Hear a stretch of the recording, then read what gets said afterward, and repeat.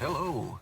Today I want to talk about accident statistics and the numbers that Tesla publishes about Autopilot and comparing that to the numbers that NHTSA publishes and the small issue I have with it. And I really don't have an issue with the numbers that Tesla publishes, but I do have an issue with the way people interpret those numbers and they kind of reach for a conclusion that's not really there. So I'm going to approach this and kind of compare it to how we have our quarterly safety meetings for truck drivers at my company.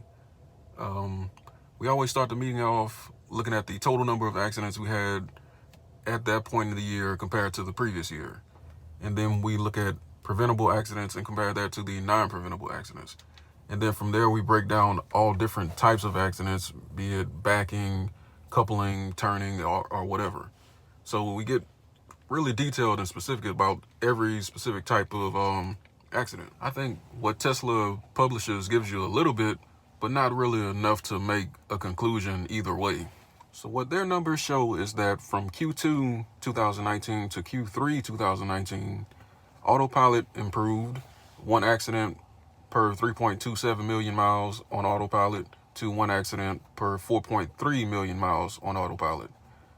Vehicles using Autopilot safety features went from 1 accident per 2.19 million miles to 1 accident per 2.7 million miles. So that also got better.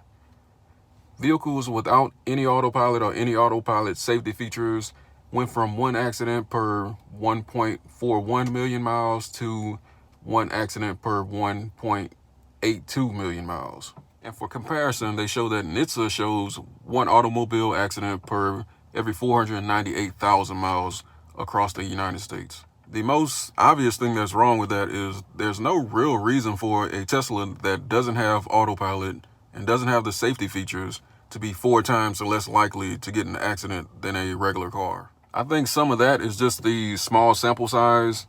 There are only about 40,000 Teslas in the United States that don't have Autopilot or Autopilot safety features. They weren't really making that many cars back then. And that's compared to 260 million cars total in the United States driving around. I mean, that includes all types of accidents from all types of drivers. That's every teenager whose parents would never buy them a $35,000 car. That's every Mustang that's left the car show and taken out innocent bystanders in the crowd. That's brand new Lamborghinis, all the way down to an old Mercury Grand Marquis with duct tape on the bumper. I feel like if we're going to be comparing human drivers and Autopilot, it needs to be an apples to apples comparison, and we need to have all the data. I'll give you a trucking comparison. Let's say we have Company A and Company B. And Company A has 9 accidents in a year, and Company B has 30 accidents in a year. One would easily say that Company B had the worst year. They had 30 accidents.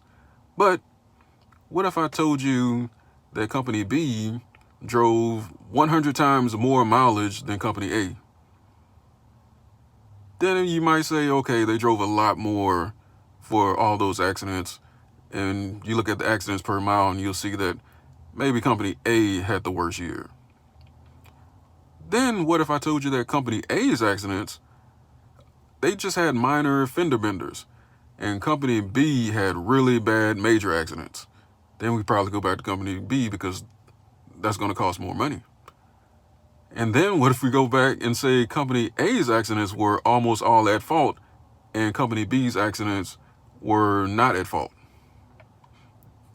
Then you might go back to Company A. All I'm saying is you need to have all the information to really know what is better than the other one when you're talking about comparing accidents. I would really like to see Autopilot accident statistics be put up against newer vehicles that have lane departure warnings and active cruise control and emergency brake assist. The data that's being released could mean that Autopilot is safer, but it also could mean that vehicles in that price range are safer. One of the most common types of accidents are rear end collisions, and Autopilot can definitely help you prevent getting those types of accidents if it can detect the car in front of you, because sometimes it doesn't detect stationary objects. And sometimes the phantom braking could potentially cause someone to rear end you. Another common type of accidents are accidents that happen at intersections, and Autopilot currently doesn't do anything involving intersections, not lights or stop signs. So those accidents are kind of being tagged against human drivers, but you can't really count them against autopilot since it doesn't do it. So that's basically unfair. Another thing they started to do was release the data on vehicle fires, which I'm really happy they did, because the media really overplays Tesla vehicle fires. I don't know what's so surprising about a vehicle that's traveling at a high rate of speed, crashing and catching fire. That's generally what happens. The only Tesla fire that I've seen that's of the least bit concerning was the one that caught fire. I believe it was in China, in a parking garage where the car wasn't under any operation.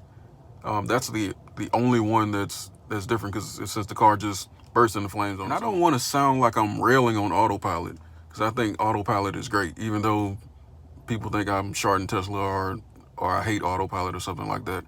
I really do think it's great. But I don't want people to get let down because they assume that Autopilot is at a level compared to humans that is not at yet. When Autopilot gets a little more hands-off and it can start handling traffic signals and those stop signs and everything like that, then we'll really be able to be closer to being able to truly compare it to a human.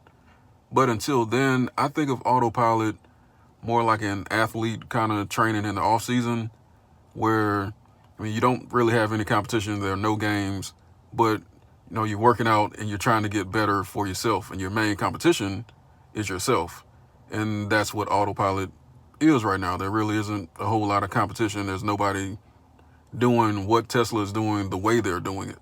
So Tesla has to be like that athlete in the off season, getting better every week. And eventually for Autopilot, full self-driving is the end goal. And I think they'll be there at some point, just not as soon as a lot of other people think. So let me know why I'm wrong in the comments.